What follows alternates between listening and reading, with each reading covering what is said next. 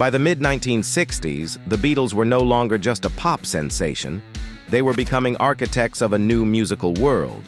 Every record sounded braver, stranger, and more ambitious than the one before. In the middle of that evolution stood producer George Martin, guiding them with equal parts discipline and imagination. And among all the masterpieces they created together, there was one song that Martin admired above the rest, a track he believed captured the Beatles at their most breathtaking. The song was A Day in the Life. Stood and stared.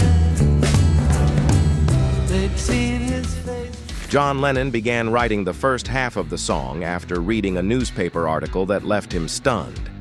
It wasn't political or dramatic, just ordinary tragedy presented with cold indifference.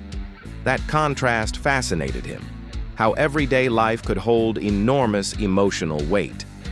At the same time, Paul McCartney was working on fragments of his own memories, small moments of routine that felt oddly vivid.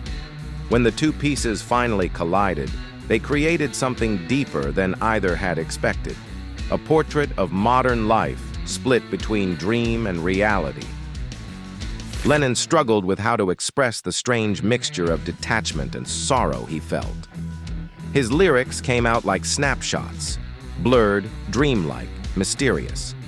He didn't want clarity, he wanted atmosphere. Paul's section, bright but weary, acted like a window into the mundane world that John seemed to be escaping.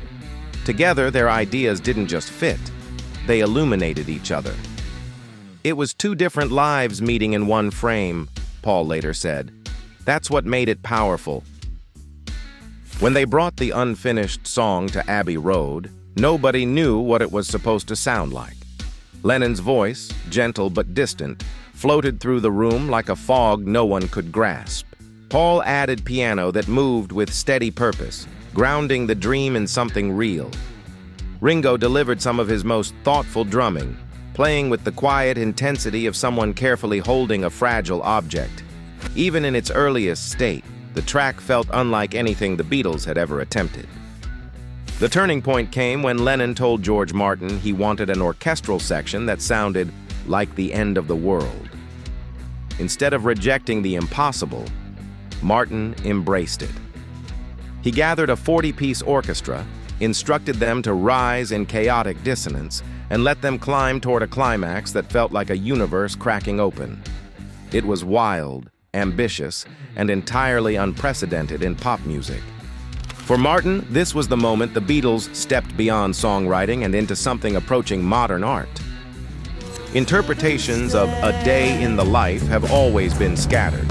Some hear alienation, others hear mortality, and some simply feel the disorientation of an ordinary day unfolding in strange ways.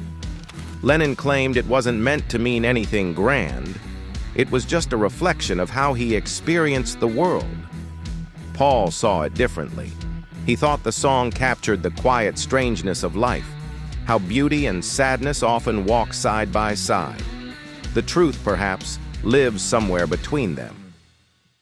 Among every Beatles song he produced, George Martin said, "A Day in the Life was the finest thing we ever did." He believed it combined Lennon's dreamy melancholy and McCartney's sharp realism better than anything else in their catalog.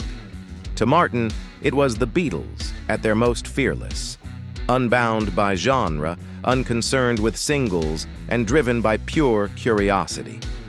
It wasn't a song, he said. It was a revelation, a moment when they reached beyond themselves. When the track closed Sgt. Pepper's Lonely Hearts Club Band, it signaled a new era for the group. They were no longer writing songs to climb the charts.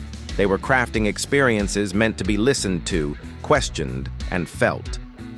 The final E major chord, ringing endlessly, seemed to summarize their journey, the collapse of the old Beatles and the birth of something bolder, stranger, and infinitely more ambitious.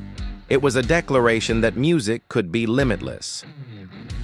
More than half a century later, A Day in the Life still feels untouchable, not because it is perfect, but because it captures something rare, the world as seen through two different souls, stitched together by a producer who understood their unspoken language. To George Martin, it was the moment the Beatles reached their peak. To listeners, it remains a reminder that art can be bizarre, fragile, and overwhelming all at once. And to the Beatles themselves, it was proof that the impossible was always within reach.